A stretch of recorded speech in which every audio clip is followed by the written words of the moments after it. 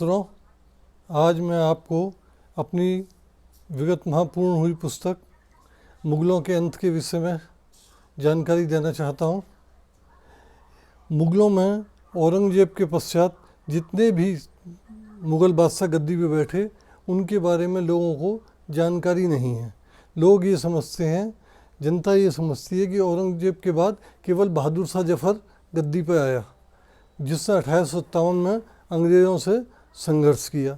लेकिन इस बीच में 11 अन्य बादशाह भी गद्दी पर बैठे थे, जिनके बारे में इतिहास पता नहीं क्यों आज तक लिखा नहीं गया, समझा नहीं गया, लोगों ने उसकी ज़रूरत नहीं समझी। औरंगजेब के मरने के बाद उसका लड़का 1707 में बहादुर शाह गद्दी पे बैठा था, जिसको बहादुर शाह प्रथम कहते हैं। वो केवल 68 साल की उम्र में गद्दी पे बैठा था, केवल 5 साल राज कर पाया, क्योंकि उसके पिता औरंगजेब की उम्र 90 साल थी। तो कुल 5 साल राज करने के बाद वो मर गया। उसको बादशाह बेखबर कहते हैं। उसकी ये विशेषता थी कि वो किसी भी व्यक्ति को नाराज़ नहीं करना चाहता था, वो किसी भी व्यक्ति से किसी भी बात के लिए इनकार नहीं करता था। इसलिए मुग़ल सल्तनत में एक कमज़ोरी पैदा होना शुरू हो गई। बहादुर शाह के बाद उसका लड़का जहांदार शाह गद्दी पे बैठा, जो कि बहुत ही रंगीन मिजाज तबीयत का था, और उस कुल 11 महीने वो शासन कर पाया, क्योंकि उसके संबंध लाल कुमरी नामक एक महिला से थे, जो कि उस समय सस्ते किस्म की वेश्या थी। उसने उसको 2 करोड़ रुपए साल की पेंशन बांध दी।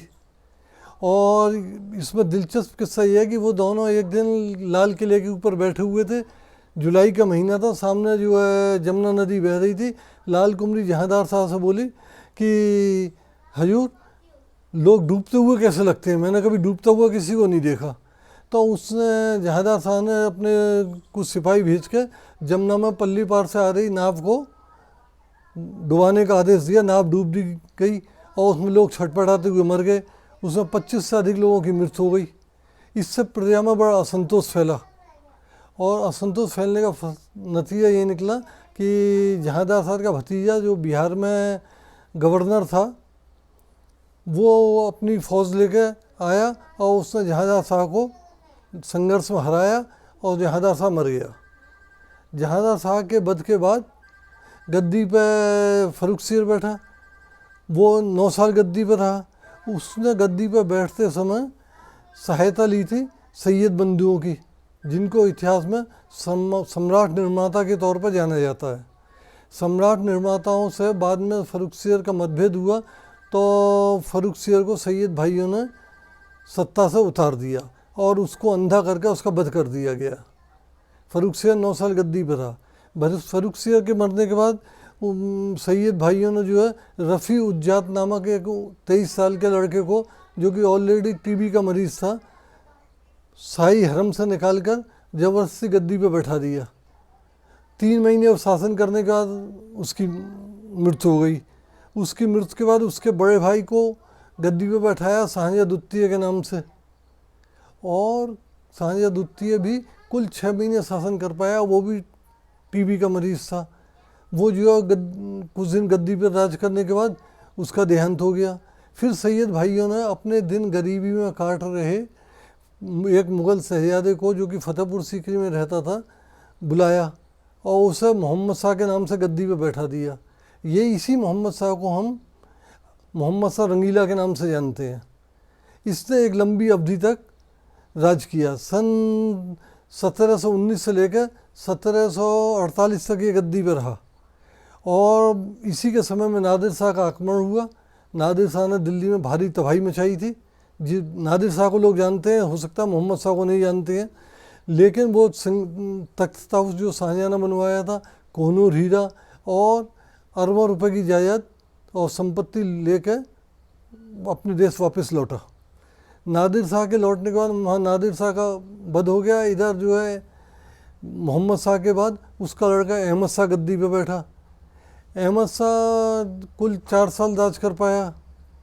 अहमद शाह का उसके वजीर ने जो है उसकी हत्या करा दी। वजीर जो है वो एक शिखंडी था जिसका नाम जावेद खां था।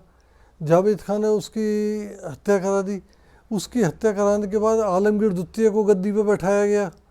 आलमगीर द्वितीय 55 साल की उम्र का उम्रदराज आदमी था, जिसने जो है और बड़ा विलासी था। उसने शाही हरम में रहने वाली मोहम्मद शाह की 17 साल की लड़की से शादी की इच्छा जताई। उस शहजादी ने इनकार कर दिया। और ये स्थिति तब थी जबकि आलम शाह उस समय खुद गद्दी पर बैठ नहीं पाता था, घोड़े पर चढ़ नहीं पाता था, शरीर से इतना निर्बल था। उसके बाद उसकी भी हत्या जो है उसके वजीर ने करा दी। उसकी हत्या कराने के बाद फिर जो है वजीर के आतंक की वजह से शाह आलम जो शहजादा था जिसको गद्दी पे बैठना था, वो उस समय बिहार में था। उसकी 12 साल तक ये हिम्मत नहीं पड़ी कि वो दिल्ली लौट के गद्दी पे बैठा। उसने बिहार में ही अपने को बादशाह डिक्लेयर कर दिया। और 12 साल बाद वो अंग्रेज़ों के संरक्षण में इलाहाबाद में रहा 3 साल। उसके बाद मराठों की सहायता से, महादाजी सिंधिया की सहायता से वो दिल्ली वापस आया और गद्दी पे बैठा। उस समय तक मुग़ल सल्तनत की हालत इतनी खस्ता और इतनी ख़राब हो गई थी कि बादशाह को खुद समय पर खाना नहीं मिल पाता था। उसके बाद एक घोड़ा नहीं था जिस पर चढ़ के वो जामा मस्जिद तक जा सके, और कहने के लिए वो हिंदुस्तान का बादशाह था। इस अवस्था में उसने, और उसके समय में उसके एक मनसबदार गुलाम कादिर ने उसकी आंखें फोड़ दी, उसकी आंखें निकाल ली, उसके चेहरे पर थूका, लेकिन उसको जान से मारा नहीं। फिर महादाजी सिंधिया ने आकर जो है शाह आलम को बचाया। वो गद्दी पर फिर बैठा। 1803 में जाकर उससे अंग्रेज़ों से संधि कर ली, और वो अंधा बादशाह इतना दुखी और इतना परेशान था कि उसने अंग्रेज़ों से पेंशन लेना स्वीकार कर दिया, और सत्ता के क्रियान्वयन की शक्ति सितंबर 1803 में अंग्रेज़ों के हाथ में सौंप दी। इस तरह से मुग़ल सम्राट अंग्रेज़ों के पेंशनर हो गए। सन 1806 में ये संधि करने के 3 साल बाद उसकी मृत्यु हो गई। उसका लड़का अकबर शाह गद्दी पे बैठा। अकबर शाह ने सन 1837 तक राज्य किया और अंग्रेज़ों से बराबर पेंशन लेता रहा। वो अंग्रेज़ों से बार बार गिड़गिड़ाता था कि खर्चे बढ़ चुके हैं, मेरी पेंशन बढ़ा दो। अंग्रेज़ों ने उसकी कभी नहीं सुनी।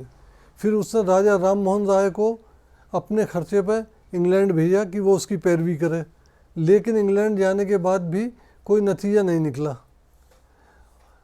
और अकबर शाह की सन 1837 में मृत्यु हो गई। उसके बाद उसका लड़का बहादुर शाह जफ़र गद्दी पे बैठा 60 साल की उम्र में। और 1857 के 18 संघर्ष में उसको सिपाहियों ने ज़बरदस्ती गद्दी पे बैठा दिया। लोग कहते हैं कि वो गद्दी पे बैठा उसने अंग्रेज़ों से संघर्ष किया, जबकि वास्तविकता यही नहीं है। उसने अंग्रेज़ों से संघर्ष बहुत मजबूरी में किया था, क्योंकि सिपाहियों ने उसको मजबूर कर दिया था कि अगर आप गद्दी पर नहीं बैठेंगे तो हम आपको कत्ल कर देंगे और अपने में से किसी अन्य व्यक्ति को गद्दी पर बैठा देंगे। तो अपने वंश को के नाश होने की संभावना जान के बहादुर शाह ने गद्दी पर बैठना स्वीकार किया। और जब क्रांतिकारियों की हार हो गई, विद्रोह का दमन हो गया, तो अंग्रेज़ों ने बहादुर शाह को कैद करके रंगून रहने के लिए भेज दिया। और रंगून में 1862 ईस्वी में उसकी मृत्यु हो गई। मृत्यु होने से पहले उसे लखवा मार गया था। इस तरह से मुग़ल सल्तनत का अंत हो गया। ये पूरा किस्सा मैंने ये प्रमाणिक संदर्भों को लेते हुए इस पुस्तक में इसका उल्लेख किया है। इस चीज़ को अभी तक लोग इतिहासकारों ने क्यों नहीं लिखा था, ये समझ में आने वाली बात नहीं है।